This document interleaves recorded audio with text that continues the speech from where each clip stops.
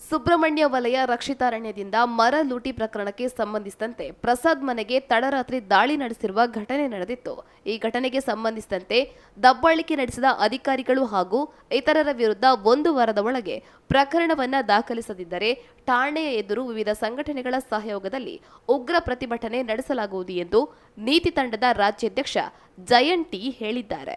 ಕಡಬದಲ್ಲಿ ಪತ್ರಿಕಾಗೋಷ್ಠಿಯಲ್ಲಿ ಮಾತನಾಡಿದ ಅವರು, ಅಕ್ರಮ ಮರಳುಗಾರಿಕೆ ಹಾಗೂ ಮರಗಳ್ಳತನ ಆರೋಪ ಕೇಳಿಬಂದಿರುವ ಸ್ಥಳೀಯ ಅಬ್ಬಾಸ್ ಹಾಗೂ ಅರಣ್ಯ ಸಂಚಾರಿ ದಳ ಮುಖ್ಯಸ್ಥೆ ಸಂಧ್ಯಾ ಜೊತೆಗೆ ಪೊಲೀಸರು ಪ್ರಸಾದ್ ಅವರ ಮನೆಗೆ ನುಗ್ಗಿ ದಾಂಧಲೆ ನಡೆಸಿ ಮಹಿಳೆಯರ ಮೇಲೆ ದರ್ಪ ನಡೆಸುವುದರ ವಿರುದ್ಧ ಪ್ರಕರಣ ದಾಖಲಿಸದೆ ಅನ್ಯಾಯ ಮಾಡಲಾಗಿದೆ ಎಂದು ಆರೋಪಿಸಿದರು.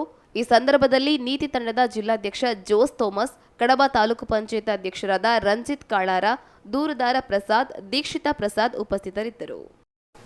ಎಲ್ಲ ಮಾಧ್ಯಮ ಮಿತ್ರರಿಗೆ ನೀತಿ ತಂಡದ ಕಡೆಯಿಂದ ನಮಸ್ತೆ.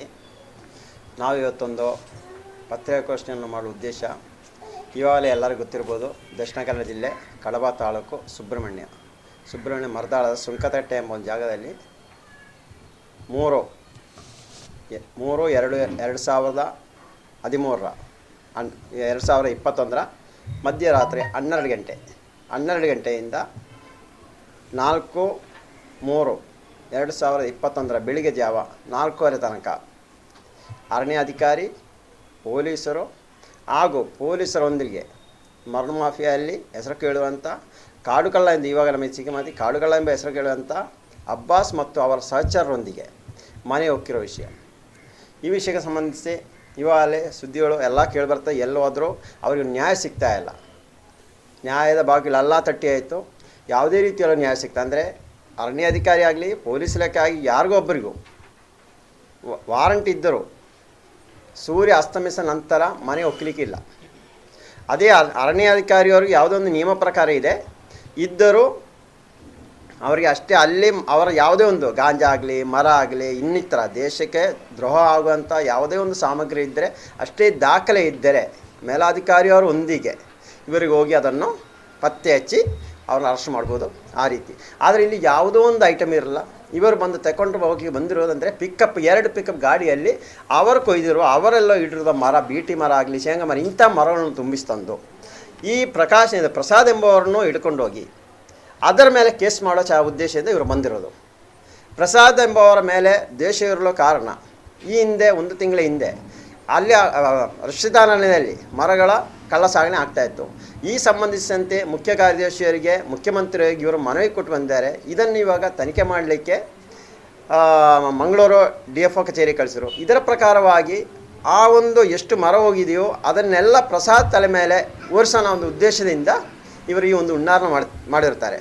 ಆದರೆ ಸತ್ಯದ ಘಟನೆಯನ್ನು ಯಾರು ಹೇಳೋ ನಂಬ್ತಾ ಇರಲ್ಲ. ಆದರೆ ಅವರ ಮನೆಯವರು ಆ ಒಂದು ವಿಡಿಯೋ ಮಾಡಿದ್ರು. ಪ್ರಸಾದ್ ಅವರ ಅಣ್ಣ ವಾರಂಟಿ ಇದೆ ಅಂತ ಕೇಳುವಾಗ ಅದೆಲ್ಲ ನಿಮಗೆ ದಬ್ಬಾಳಿಕೆ ಮಾತುಗಳಿಂದ ಅವರ ಮೊಬೈಲ್, ಅವರೇನೋ ಮನೆಗೆ ಬರುವ ಶೂಟ್ ಮಾಡುವ ಯಾರು ಬರ್ತಾ ಇದ್ದಾರೆ ಏನು ವಿಷಯ ಅಂತ ಒಂದು ವೀಡಿಯೋ ಮಾಡಲಿಕ್ಕೆ ಮೊಬೈಲ್ನ ಕಿತ್ತೊಯ್ದು ಮನೆಗೆ ಅವರ ದೊಣ್ಣೆಯಿಂದ ಹೊಡೆದು ಮಕ್ಕಳನ್ನು ಮನೆಯವರನ್ನೆಲ್ಲ ಎಬ್ಬಿಸಿ ದಬ್ಬಾಳಿಕೆಯಿಂದ ಇವರು ಮನೆ ಹೋಗಿರ್ತಾರೆ. ಅದು ಅರಣ್ಯದ ಇಲಾಖೆಯವರು ಒಬ್ಬರೇ ಹೋದ್ರೂ ಪರವಾಗಿಲ್ಲ, ಇಲ್ಲ ಸೀನಿಯರ್ಸ್ ಅಧಿಕಾರಿಯವರು ಹೋದ್ರೂ ಪರವಾಗಿಲ್ಲ, ಅವರೊಟ್ಟಿಗೆ ಕಡಬ ಪೊಲೀಸರಲ್ಲೇ ಪೊಲೀಸರು ಹೋಗಿದ್ದಾರೆ. ಸರಿ, ಪೊಲೀಸರು ಜನರಕ್ಷಕರು, ಜನಸೇವಕರಾಗಿ ಯಾವುದೇ ಅಧಿಕಾರಿಯವರು ತಪ್ಪು ಮಾಡಿರೋ ತಪ್ಪೆಂಬುದನ್ನು ಬಿಂಬಿಸಬೇಕಾದ ಪೊಲೀಸ್ ಅಧಿಕಾರಿ ಈ ಮರಳು ಮಾಫಿಯರ ಅಬ್ಬಾಸನ್ನು ಕರ್ಕೊಂಡು, ಅಬ್ಬಾಸ್ ಮತ್ತು ಇನ್ನಿತರನ್ನು ಸೇರಿಸಿ ಇವರು ಮನೆ ಹೊಕ್ಕಿರೋದು.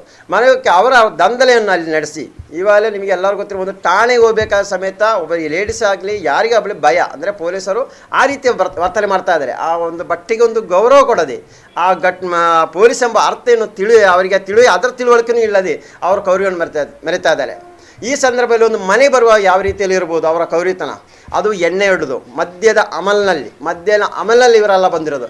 ಅನಂತರ ನಮಗೆ ವಿಡಿಯೋ ನೋಡೋಕೆ ಗೊತ್ತಾಯಿತು ಯಾವ ರೀತಿಯ ಆ ರೇಂಜರು ಸಂಧ್ಯಾ ಮೇಡಮ್ ಅವರು ಅಲ್ಲಿ ಅವರ ಕೌರಿಯನ್ನು ಮೆರೆತಿದ್ದಾರೆ.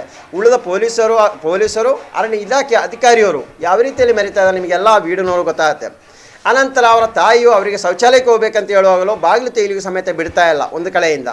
ಆನಂತರ ಮಗುವಲ್ಲಿ ಅಳ್ತಾ ಇದ್ದೀವಿ, ಮಗು ತೊಂದರೆ ಕೊಡ್ವಿ ಅಂತ ಹೇಳಿದ್ರೆ ಮಕ್ಕಳಿದ್ರು, ಕೇಳುವ ಅದಕ್ಕೂ ಕೇಳದೆ ಇವರು ಅನಂತರ ಮನೆಯೊಳಗೆ ಮಗು ಇರೋ ಕೋಣೆಗೆ ಹೋಗಿ ಮಗುವನ್ನು ಎಬ್ಬಿಸಿ ಅಂತ ಒಬ್ಬ ಹೇಳೋದು. ಅದರಲ್ಲಿ ಮಕ್ಕಳು ಬೆಚ್ಚು ಎದ್ದುಕೊಂಡಿರ್ತಾರೆ. ಅದರಿಂದ ಇವಾಗ ಮಗು ಟ್ರೀಟ್ಮೆಂಟಲ್ಲಿ ಇದೆ. ತಾಯಿ ಆ ಒಂದು ಭಯದಿಂದಾಗಿ ಮಾನಸಿಕವಾಗಿ ಕುಗ್ಗಿ ಅವರು 1 ವಾರ ಪುತ್ತೂರು ಸರ್ಕಾರಿ ಆಸ್ಪತ್ರೆಯಲ್ಲಿ ಚಿಕಿತ್ಸೆ ಪಡೆದರು. ಕಡಬ ಪೊಲೀಸ್ ಇಲಾಖೆಯ ಅಧಿಕಾರಿಯವರು ಇವರ ವಿರುದ್ಧವಾಗಿ ಒಂದು FIR ದಾಖಲು ಮಾಡಿ ತನಿಖೆ ನಡೆಸ್ತಾ ಇಲ್ಲ. ಇವಾಗ ನಮಗೆ ಸಿಕ್ಕಿರೋ ಮಾಹಿತಿ ಪ್ರಕಾರವಾಗಿ ಇದು ಇವಾಗ ಮಂತ್ರಿ ಕಡೆಯಿಂದ ಏನೋ ಪೊಲೀಸ್ ಇಲಾಖೆಗೆ ಏನೋ ಒಂದು ದೊಡ್ಡ ಪ್ರೆಷರ್ ಇದೆ ಅಂತ ಅದಕ್ಕೆ ಮಾಡ್ತಾ ಇಲ್ಲ ಅಂತ ಹೇಳ್ತಾ ಇದ್ದಾರೆ. ಇದರಿಂದ ನಾವು ಕುಲಂಕಷವಾಗಿ ತನಿಖೆ ಮಾಡುವಾಗ ಸಂಧ್ಯಾ ಅವರ ಗಂಡ ಅವರು ಬಂದು BJPಯಲ್ಲಿ ಒಂದು ನೇತಾರರಾಗಿದ್ದಾರೆ. ಈ ಒಂದು ಕಾರಣಕ್ಕಾಗಿಯೇ ಇದು ತನಿಖೆ ಆಗ್ತಾ ಇಲ್ಲ ಎಂಬ ಸುದ್ದಿ ಕೇಳ್ತಾ ಇದೆ. ನಾವು ಕೇಳ್ತಾ ಇರೋದು ಕರ್ನಾಟಕದಲ್ಲಿ ಯಾವುದೇ ಮಂತ್ರಿ ಯಾರೇ ಇರಲಿ, ಆದರೆ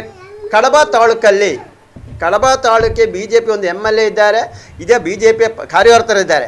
ಮತದಾನ ಸಂದರ್ಭದಲ್ಲಿ ಮಾತ್ರ ಇವರು ಮತ ಕೇಳಲಿಕ್ಕೆ ಮಾತ್ರ ಮನೆ ಹೋಗಿ ಕೈ ಮುಗಿತಾ ಇದ್ದಾರೆ.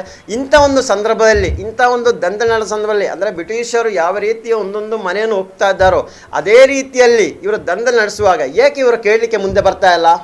ಈ ಕಾಂಗ್ರೆಸ್ ಅವರ ಅಷ್ಟೇ, ಕಾಂಗ್ರೆಸ್ ಅವರು ಯಾವುದೇ ಒಂದು ವಿಷಯ ಆಗಲಿ ಅವರು ಇಲ್ಲಿಯ ವಿಷಯಕ್ಕೆ ಸಂಬಂಧಿಸಿ ಯಾವುದಕ್ಕೂ ಅವರು ಸ್ಪಂದಿಸ್ತಾ ಇಲ್ಲ.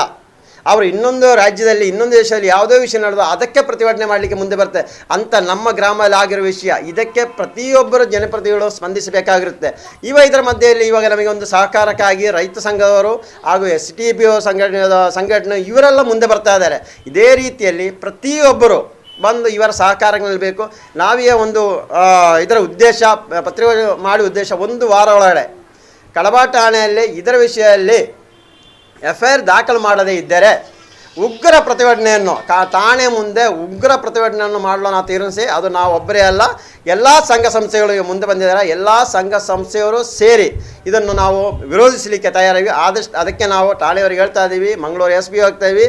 ಈ ನಮ್ಮ ಸ್ಥಳೀಯ MLA ಬಂದರು ಸಚಿವರಾಗಿ ಅಂಗಾರ ಅವರಿಗೆ ಈ ಮೂಲಕ ತಿಳಿಸ್ತಾ ಇದ್ದೀವಿ, ಆದಷ್ಟು ಬೇಗ ಇದನ್ನು ತನಿಖೆ ಮಾಡಿಸಿ ತಪ್ಪಿಸ್ತರ ವಿರುದ್ಧ ಕ್ರಮ ಬೀಳಬೇಕು. ಈ ಮೂಲಕ ನೀತಿ ತಂಡವರು ಹಾಗೂ ಸಂಘ ಸಂಸ್ಥೆಯವರು ಆಗ್ರಹಿಸ್ತಾ ಇದ್ದೀವಿ.